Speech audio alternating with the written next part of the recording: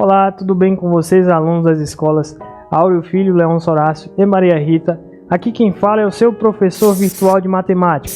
Me chamo Marcos e hoje nós vamos resolver alguns exercícios a respeito do estudo que fizemos sobre a semelhança de triângulos. Vem comigo!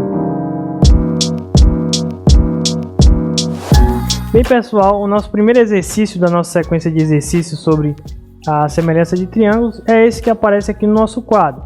Nós temos aqui na figura AC é paralelo a BD, AC paralelo a BD, e os pontos C, D e E são colineares. Sabendo que o segmento AE mede 14 cm, AC mede 18 cm e que BE mede 10 cm, ele pede para calcular a medida do lado BD. Bem pessoal, então vamos começar aqui observando o seguinte: esses ângulos aqui, ó, os ângulos AEC e BED, eles são ângulos congruentes. Professor, e como é que o senhor sabe que esses ângulos eles são congruentes? Eu sei porque eles são ângulos opostos pelo vértice, pessoal. E quando eu tenho ângulos que são opostos pelo vértice, eu tenho garantia de que eles são ângulos congruentes, ângulos que possuem mesma medida, tá certo? E também observem que esses ângulos aqui, os ângulos ACE e ou ECA, né? ECA, como está aparecendo aqui, e BDE são ângulos congruentes também. Professor, como é que o senhor sabe disso? Porque eles são ângulos alternos internos. Continuo sem entender, professor. Então, notem que nós temos os lados AC e BD sendo paralelos, né? Lá no início do enunciado. Vamos voltar aqui um pouquinho. Nós temos aqui que AC e BD são paralelos. Se AC e BD são paralelos, pessoal, nós podemos pensar nas duas retas paralelas aí, passando pelos segmentos AC e também BD, e nós podemos pensar no segmento CD, né, como sendo um segmento transversal a essas duas retas. E aí nós teríamos um ângulo alterno, ângulos alternos internos ali, né? Então acho que agora vocês conseguem enxergar melhor o que está acontecendo aqui. Portanto, nós sabemos que, pelo caso ângulo-ângulo, nós temos dois ângulos, né, em cada um desses triângulos congruentes, com a mesma medida.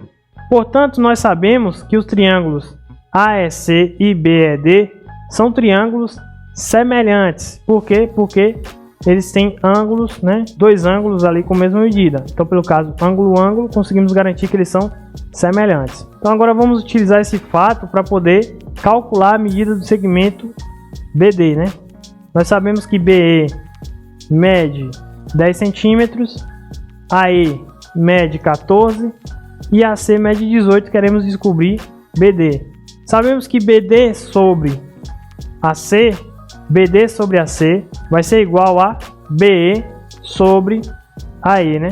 BE sobre AE. Isso por causa da semelhança dos triângulos, né? Porque se eles são semelhantes, vale a propriedade da proporção, né? Os lados correspondentes são proporcionais. Os lados BE e AE são proporcionais e os lados são correspondentes e os lados BD e AC são correspondentes. Então, se eu fizer essas divisões, isso vai ter que dar o mesmo valor, porque eu já garanti para vocês que eles são semelhantes. Então, a partir desse fato, eu posso fazer essas trocas, né? Trocar o AC por 18, trocar o BE por 10 e trocar o AE por 14. Então, eu fico com o BD, que é quem eu quero descobrir, sobre 18 igual a 10 sobre 14. Então, vou fazer o que? Eu vou passar o 18 multiplicando, pessoal. Então, fazendo isso, eu fico com o BD igual a 10 sobre 14 vezes 18. Então, o resultado final dessa conta vai ser, portanto, 90 sobre 7, né? Eu posso dividir, observe que 14 é 2 vezes 9, e 18 é 2 vezes 9 e 14 é 2 vezes 7. Então, tem um 2 no 18, tem um 2 multiplicando aí no 14. Simplifica esse 2 em cima e embaixo, fica só 9 em cima e 7 embaixo. Então, 9 vezes 10, 90 sobre 7. Então, 90 sobre 7 é a medida de BD, tá certo? Outro exercício, encontre o valor de x. Nesse caso aqui, nós podemos esquematizar essa situação por meio desse triângulo aqui. Acho que fica mais fácil de enxergarmos a situação. Queremos encontrar o valor de x nós temos aqui, pessoal, observem que nós temos triângulos semelhantes. O triângulo maior, né, e o triângulo menor aí são semelhantes porque nós temos ângulos aqui que são congruentes, eles são claramente semelhantes, né? Nós temos triângulos retângulos, dois triângulos retângulos, um dentro do outro aí. Então os dois têm ângulo reto e os dois têm um ângulo coincidente. Então, pelo caso ângulo, de novo nós temos triângulos que são semelhantes, então podemos usar a propriedade da razão, né? Da razão. Ou seja, se eu fizer a divisão de lados correspondentes, vai dar o mesmo valor. Ou seja, se eu fizer x sobre 1,6, nesse caso aqui vai dar 4 sobre 0,8, né? Então, a partir dessa igualdade, eu posso encontrar o valor de x, né? Então, aqui vai ser um mero cálculo que eu vou precisar fazer para encontrar o valor de x.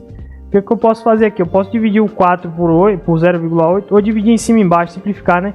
Em cima e embaixo por 4, vai ficar em cima 1 e embaixo vai ficar 0,2, né? Aqui agora eu posso dividir 1 por 0,2, isso vai dar 5, né? 5 vezes 0,2 dá 1. E agora eu posso passar o 1,6 multiplicando para o segundo membro. Então fica x igual a 5 vezes 1,6, isso vai resultar em 8.